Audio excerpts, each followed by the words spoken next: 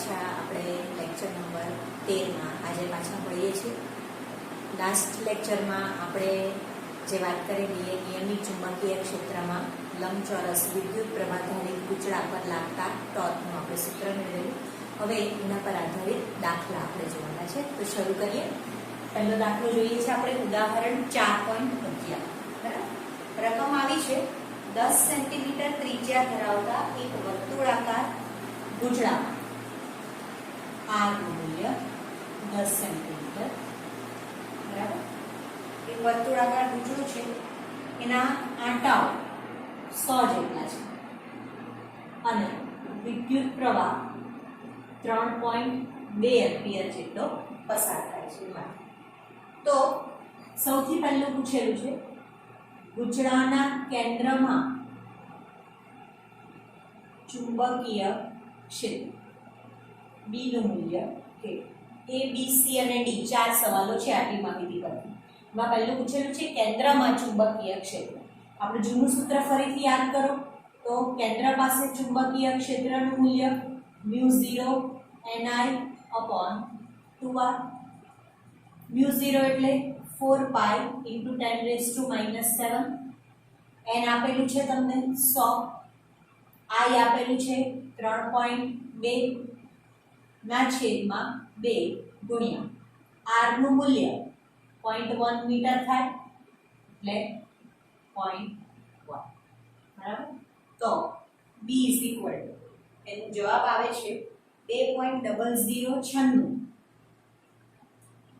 ગુણ્યા 10⁻³ s. આ પહેલો જવાબ, આન્સર 1. કેન્દ્ર પાસે ચુંબકીય ક્ષેત્ર. ચાલો, બીજું પૂછેલું છે પૂંછડામાં ચુંબકીય દ્વિધ્રુવી ચાપ માત્રા કેટલી, એટલે કે પૂંછડાની ચુંબકીય ડાયપોલ મોમેન્ટ તમને પૂછેલી છે. વિદ્યાર્થી મિત્રો, આજે જ ભણ્યા આપણે પૂંછડાની ચુંબકીય ડાયપોલ મોમેન્ટ m. લાસ્ટ લેક્ચરમાં જ આપણે આ સૂત્ર ભણી ગયા. કયું એનું સૂત્ર? m = n I a. બરાબર, તો n I નું a ની જગ્યાએ આપણે લખશું πr². આડછેદનું ક્ષેત્રફળ નથી આપ્યું પણ વર્તુળાકાર પૂંછડું છે એટલે એના આડછેદનું ક્ષેત્રફળ πr². ચાલો, n કેટલા? 100 ગુણ્યા I કેટલા? 3.2, પાઈ 3.14 અને r જે છે એ 0.1 આખા. એટલે 10.0418 એમ્પિયર × મીટર સ્ક્વેર જવાબ આવે છે એનો. m બરાબર 10.0418 એમ્પિયર × મીટર સ્ક્વેર. આ આન્સર નંબર 2. બરાબર, દ્વિધ્રુવી ચાપ માત્રા તો ચુંબકીય ડાયપોલ મોમેન્ટ જે છે એ તમને આપેલું હોય છે. હવે સી જુઓ. રકમ એમ કીધું છે કે પૂંછડાને એક વખત શિરોલંબ રાખવાનો છે, ચુંબકીય ક્ષેત્રને સમાંતર રહે તે રીતે અને ચુંબકીય ક્ષેત્રને લંબ રહે તે રીતે પૂંછડું રાખેલું છે. એટલે કે પ્રારંભિક અને અંતિમ સ્થિતિ, બે સ્થિતિ તમને આપી દીધેલી છે. ત્યારે તમારે ટોર્કનું મૂલ્ય શોધવાનું છે. સી માં તમને એમ પૂછેલું છે. તો સૌથી પહેલા પ્રારંભિક સ્થિતિ માટેની વાત કરીએ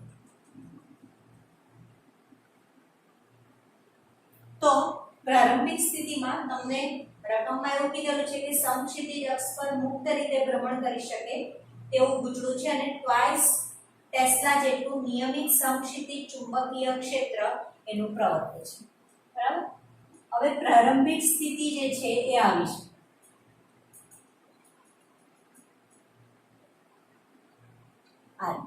બરાબર, આગળ જો આ ચુંબકીય ક્ષેત્રની દિશા અને આ જેનું આડછેદનું ક્ષેત્રફળ સદિશ પણ થશે આ રીતે. બરાબર, અને આ પ્રારંભિક સ્થિતિ છે. પ્રારંભિક સ્થિતિમાં રકમમાં તમને કીધેલું છે કે શિરોલંબ સમતલમાં એવી રીતે રાખેલું છે કે જેથી તે તેના વ્યાસ સાથે એક રેખાસ્થ સમક્ષિતિજ અક્ષ પર મુક્ત રીતે ભ્રમણ કરી શકે. બરાબર આ સમક્ષિતિજ અક્ષના એનો વ્યાસ બરાબર વ્યાસ સાથે મુક્ત રીતે ભ્રમણ કરી શકે તો અહીંયા શું છે થીટા બરાબર 0 ડિગ્રી થાય કારણ કે આપણને અહીંયા દેખાય છે કે a1 સમાંતર છે b બરાબર માટે ટાઉ નું મૂલ્ય છે ni a b sin theta લખાય આ રીતે આપણું સૂત્ર આપણે ગઈકાલે ભણી ગયા n નું મૂલ્ય કેટલું છે 100 i નું મૂલ્ય કેટલું છે 3.2 બરાબર a અને b હવે એમાં આપણે સૂત્ર આપણે જો ni a b નહીં મૂકીએ અને સીધી ચુંબકીય ડાયપોલ મોમેન્ટ મૂકી દઈએ તો પણ ચાલે કે દાખલા તરીકે આપણે m ચુંબકીય ડાયપોલ મોમેન્ટ તો શોધી જ કાઢેલી છે તો torque tau m cross b પણ છે સીધું સૂત્ર લઈ લો તો m b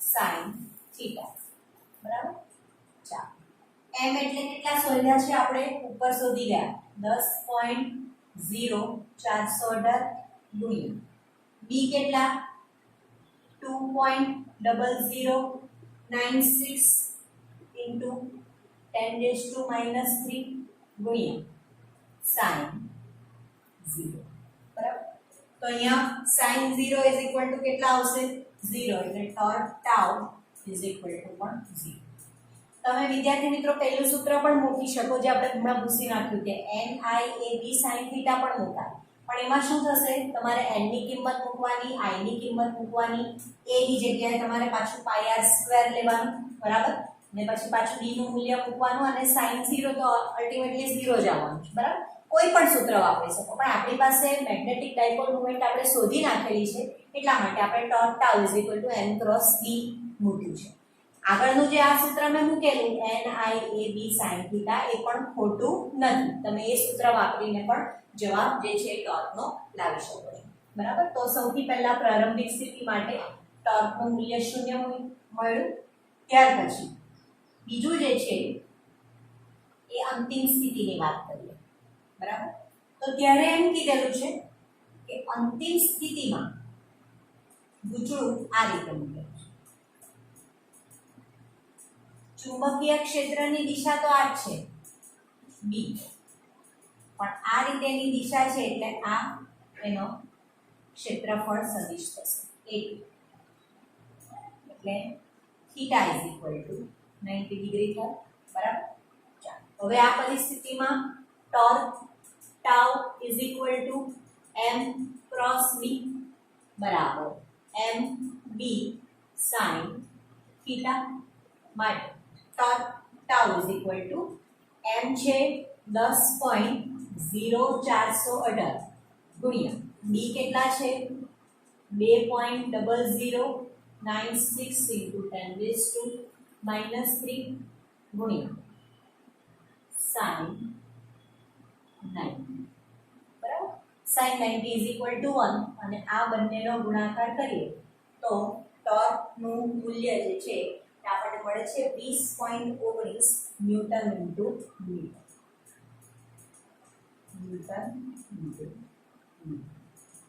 બરાબર પ્રારંભિક સ્થિતિમાં ટોર્ક 0 મળ્યું અને આ પરિસ્થિતિમાં આપણને મળે છે એનું મૂલ્ય 20.19 ન્યૂટન ઇન્ટુ મીટર બરાબર આ c ની વાત થઈ હવે આપણે d તરફ આગળ જઈએ a b અને c ની વાત પણ થઈ ગઈ હવે આગળ d જે ક્વેશ્ચન છે તે વાંચો ચાલો તો d માં એવું કીધેલું છે કે જ્યારે ગૂંચળું 90 ડિગ્રી કોણ પાસે પહોંચે ત્યારે તેને કેટલી કોણીય ઝડપ પ્રાપ્ત કરી હશે તમારે ઓમેગાનું મૂલ્ય શોધવાનું છે તમને આપી દીધેલું છે ગૂંચળાની જડત્વની ચાર્ટ માત્રા 0.1 કિલોગ્રામ ઇન્ટુ મીટર સ્ક્વેર છે એટલે I બરાબર 0.1 કિલોગ્રામ ઇન્ટુ મીટર સ્ક્વેર આટલું આપી દીધું હવે 90 ડિગ્રી કોણ પાસે પહોંચે ત્યારની વાત છે સૂત્ર આપણું આ છે torque tau is equal two mb sin હવે 90 ડિગ્રી પાસે પહોંચાડવું હોય બરાબર એનો અર્થ થાય કે ખૂણો d થીટા જેટલો વધારવાનો છે આપણે 90 ડિગ્રી પાસે એટલે ખૂણો વધારવાનો છે તો ખૂણો વધારવા માટે આપણે શું કરવું પડે એના ઉપર કાર્ય કરવું પડે તો ગૂંચળાનો ખૂણો ડી થીટા જેટલો વધારવા માટે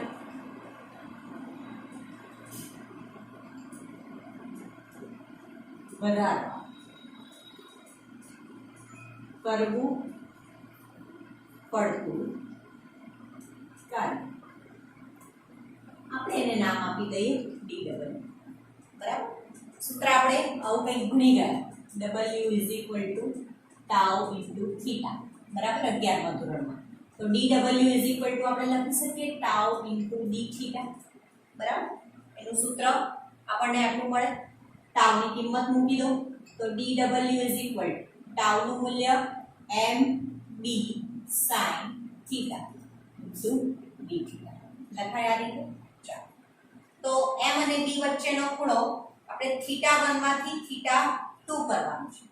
તો હવે ખૂણો પહેલા 0 હતો ત્યાંથી કે લઈને આપણે 90 ડિગ્રી સુધી કરવાનું છે. એટલે આપણે ધારી લઈએ કે θ1 બરાબર 0 છે અને θ2 બરાબર 90 ડિગ્રી છે. તો ખૂણો θ1 થી θ2 કરવા માટે કરવું પડતું કુલ કાર્ય કેટલું? W ઇઝ ઇક્વલ ટુ સંકલન dw. ક્યાંથી ક્યાં સુધી? θ1 થી θ2 બરાબર θ1 થી θ2. dw ની વેલ્યુ કેટલી? mb sin theta into D. W is equal two શું થશે? આપણે mb ને બહાર લઈ લઈએ કારણ કે એનું સંકલન નહીં. બંને અચળ છે, m પણ અચળ મેગ્નેટિક મોમેન્ટ ડાયપોલ મોમેન્ટ અને b ચુંબકીય ક્ષેત્ર બંને અચળ છે. mb બહાર લઈ લઈએ sin theta into D.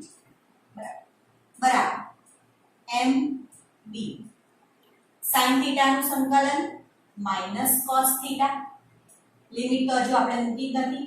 θ1 to θ લખાય આ રીતે.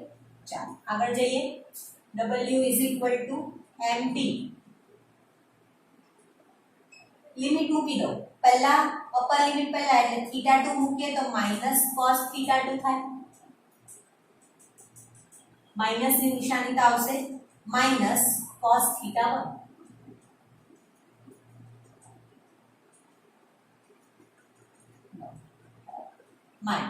W is equal to mb.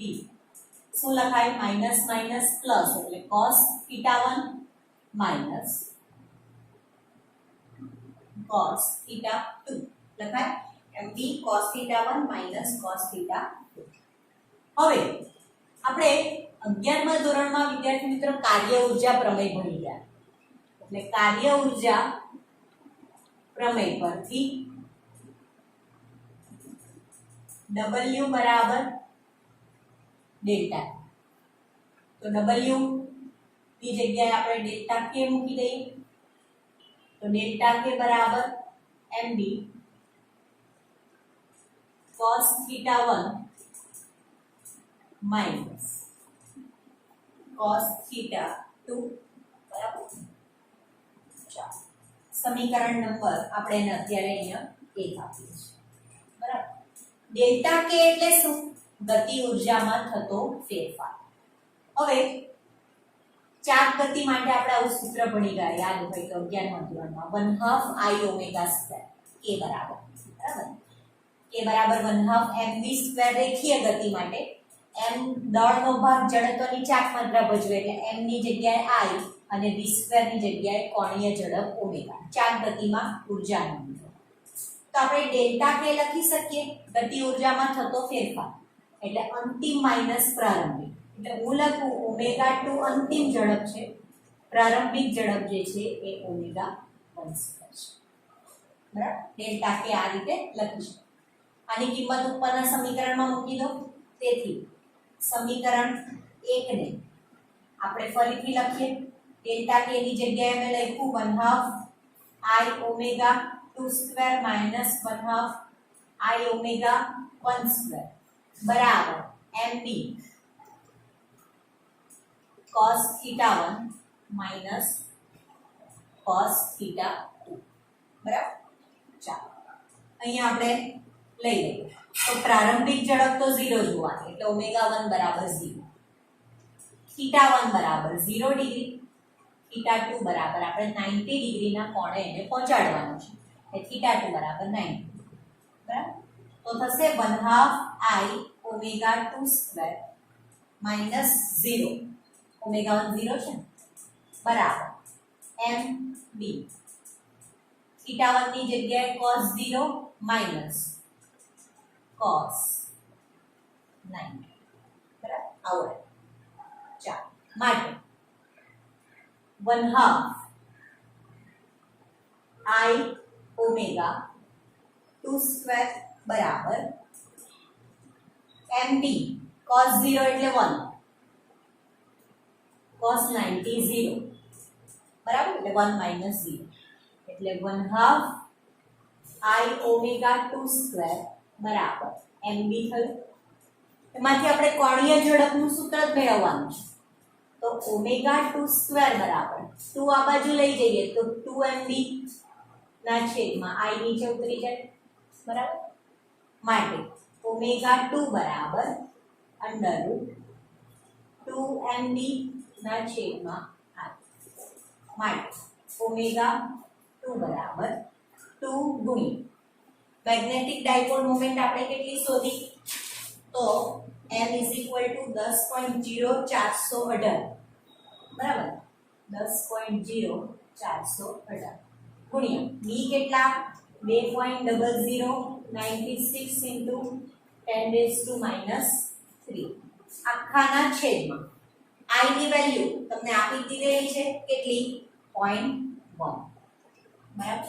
તો આનો જવાબ આવે છે કોણીય ઝડપ ઓમેગા 2 બરાબર 20.048 રેડિયન પ્રતિ સેકન્ડ. એટલે ગુચડાને આપણે 0 ડિગ્રીથી 90 ડિગ્રીના કોણે પરિભ્રમણ આપ્યું ત્યારે એની કોણીય ઝડપ આપણને કેટલી મળે છે ઓમેગા 2 બરાબર 20.048 રેડિયન પ્રતિ સેકન્ડ. એટલે આપણે આ સૂત્રની મદદથી પહેલા તો કોણીય ઝડપનું સૂત્ર મેળવ્યું અને એ સૂત્ર મેળવીને ત્યાર પછી આપણે કિંમત મૂકી છે. એટલે ચાર ઓપ્શન આપેલા છે. એ માં આપણે ચુંબકીય ક્ષેત્ર શોધ્યું, બી માં આપણે શું શોધ્યું એના પરની મેગ્નેટિક ડાયપોલ મોમેન્ટ શોધી, સી માં આપણે શું શોધેલું છે તો આખું જે સી સેક્શન જે છે એમાં તમને પ્રારંભિક સ્થિતિ અને અંતિમ સ્થિતિ 0 ડિગ્રી અને 90 ડિગ્રીએ ટોર્ક કેટલું તે પૂછેલું છે અને ડી માં તમને પૂછેલું છે કે કોણીય ઝડપ જે છે એની કેટલી થાય. તો એનો જવાબ આ રીતે આવે છે. આગળ વધીએ વિદ્યાર્થી મિત્રો, સ્વાધ્યાયનો 4.9નો દાખલો. હવે સ્વાધ્યાયનો જોઈએ છે. રકમમાં એવું કીધું છે એક ચોરસ કોઇલ આપેલી છે, એની લંબાઈ આપેલી છે 10 સેન્ટીમીટર બરાબર. એટલે તમને L આપી દીધેલી છે 10 સેન્ટીમીટર અને આપણે મીટરમાં ફેરવીએ એટલે 0.1 મીટર બરાબર. એમાં આંટા કેટલા છે એના તો કે ભાઈ n = 20 આંટાઓ છે બરાબર. ત્યાર પછી એમાંથી 12 એમ્પિયરનો વિદ્યુત પ્રવાહ પસાર કરવામાં આવે છે અને ત્યારે 0.8 ટેસ્લા જેટલું ચુંબકીય ક્ષેત્ર ઉત્પન્ન થાય છે. I બરાબર 12 એમ્પિયર અને ચુંબકીય ક્ષેત્ર કેટલું ઉત્પન્ન થાય છે 0.8 ટેસ્લા. અને કોઇલના પૃષ્ઠ સદિશ સાથે 30 ડિગ્રીનો કોણ બનાવે છે. થીટા બરાબર 30 ડિગ્રી.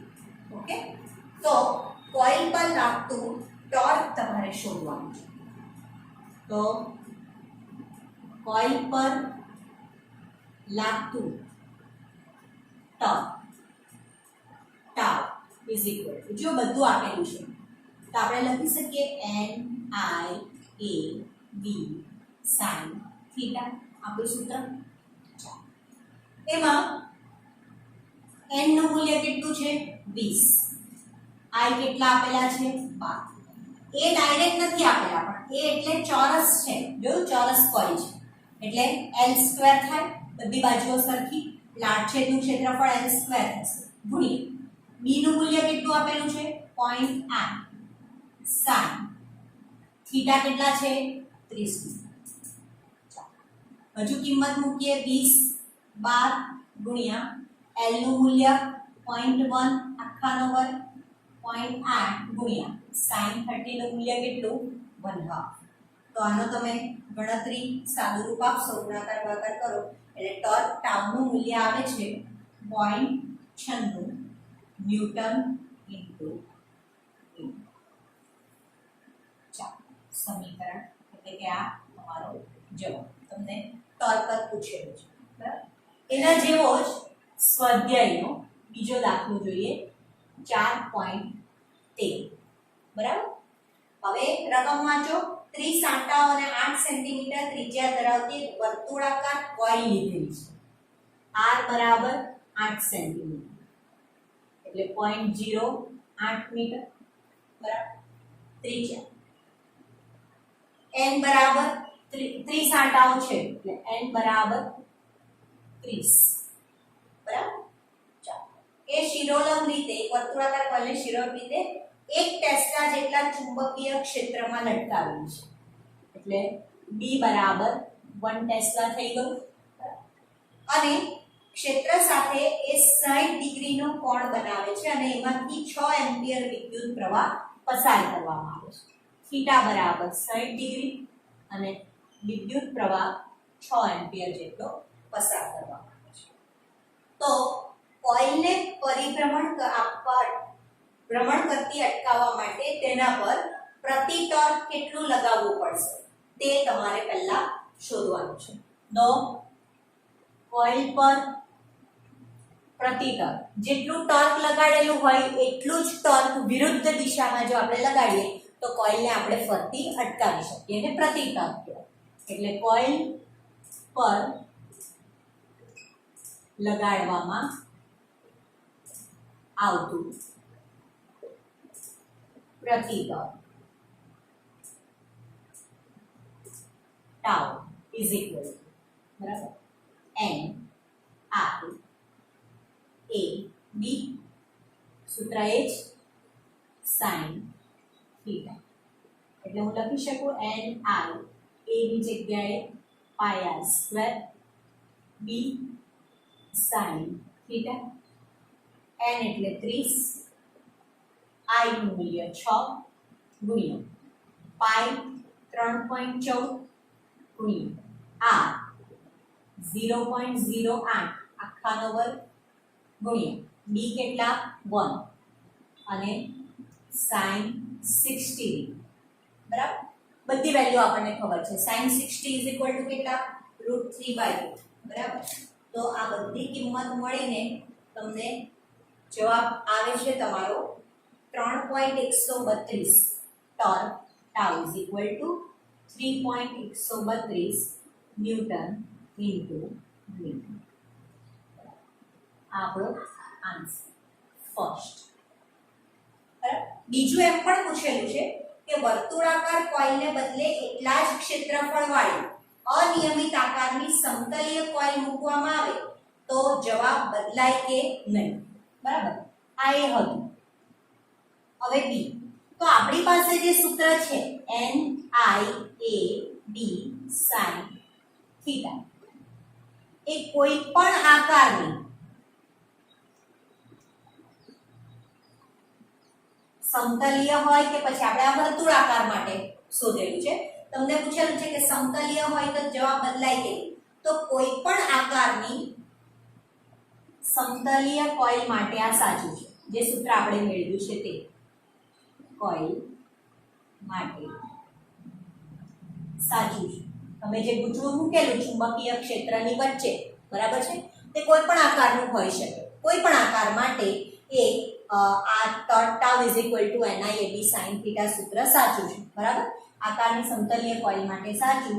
તેથી બરાબર, બીજા જવાબમાં આપણે એવું લખી શકીએ કે ટોર્કના મૂલ્યમાં કોઈ ફેરફાર ન થાય. બરાબર છે, એટલે કે ટોર્કના મૂલ્યમાં કોઈ પણ પ્રકારનો ફેરફાર થતો નથી. એ કેટલું રહેશે 3.132 ન્યૂટન ઇન્ટુ મીટર. તો વિદ્યાર્થી મિત્રો, નિયમિત ચુંબકીય ક્ષેત્રમાં રાખેલા એક ગુજડાને, બરાબર છે, જેમાંથી વિદ્યુત પ્રવાહ પસાર થાય છે, એના પર લાગતું ટોર્ક આપણે ગઈકાલના લેક્ચરમાં ભણ્યા. Torque tau is equal two NIAB sin theta અથવા તો M ક્રોસ B, બરાબર. NIA ને ચુંબકીય ડાયપોલ મોમેન્ટ તરીકે જ ઓળખવામાં આવે, M ક્રોસ B, અને એના પર આધારિત આ 3 આજના દાખલા હતા, બરાબર. તો આજનો લેક્ચર આપણે અહીંયા જ પૂરો કરીએ છીએ. નેક્સ્ટ લેક્ચરમાં આપણે આગળ થિયરીઓ તરફ વધીશું. ત્યાં સુધી ગુડ બાય, ટેક કેર.